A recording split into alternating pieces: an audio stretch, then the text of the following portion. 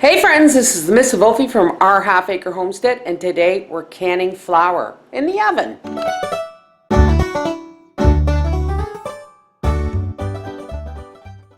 Okay, so here is a 45-pound bag of flour that I got at Costco.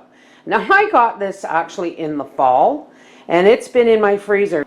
I always put my flour in my freezer before I do anything with it, and I leave it in there at least a week. Why? Even the cleanest facilities that produce bagged flour, still the flour will have weevil eggs in it. So if you freeze it for a week, it kills the weevil eggs. So does canning it, but I never know when I'm going to get around to canning it, so I leave it in the freezer until I'm ready to do so, and then I take it out a day ahead of time and let it come up to room temperature. Now my oven is preheated, or preheating, at 215 degrees. That's pretty much the temperature of boiling water. Okay, and these half-gallon jars, I've got 8 of them here. I don't know if I'm going to need them all, or I may need more. But these are half-gallon jars that they've been washed, rinsed, and baked in the oven so that they're good and dry. And now I'm just going to start filling them with flour. Now you'll hear from many sources that flour is no good after 3 years. Well, if you do this, like we don't do baking a lot in the summertime because, well, it's summertime and it's hot. But, so I don't use a lot of flour in the summertime. But it doesn't mean I don't need it. And I still buy it in large quantities. I have flour that I'm just now rotating out of my food storage that I have oven canned over 4 years ago. And I'm still using it and it's fine. Why? Because this seals it, folks. This is canning it without the need for water.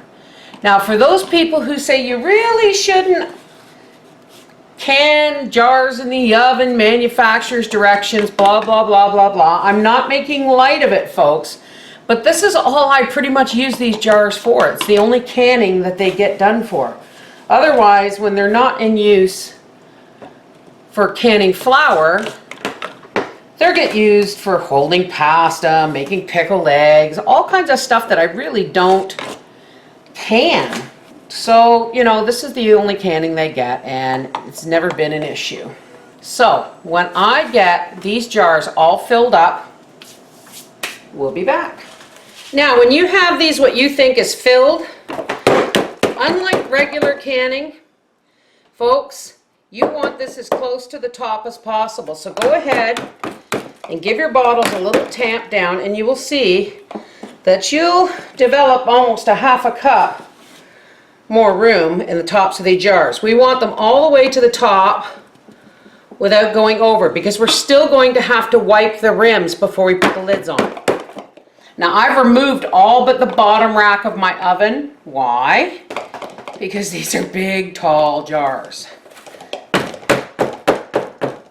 Tamp that down. There we go. And we'll be back when Papa puts these in the oven. Okay, so here they are in the oven.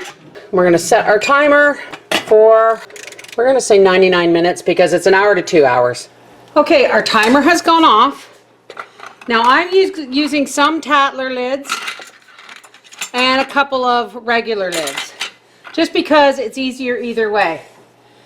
Now these Tatler lids, just the rings need to be boiled. And be careful, folks. I burnt my fingers putting a jar in the oven when I hit the element because they're tall. So now we take the flour out of the oven one by one. Why? Because we want to keep them hot. You use a damp, not wet, paper towel and just do the edge. And like any other, you put a clean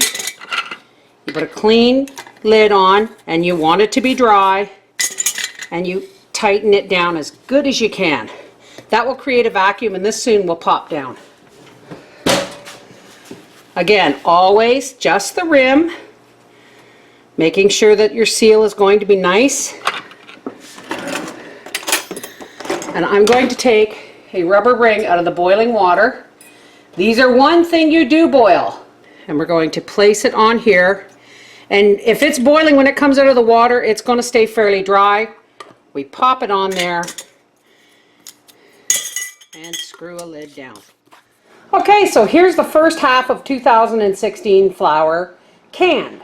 Now I'll label these, and I was gifted a box of 1 liter quart jars, brand new, so I'll be doing the rest of that 50-pound bag in quart jars. That is what's left of my flour that I canned in 2012. So we'll be using that up first.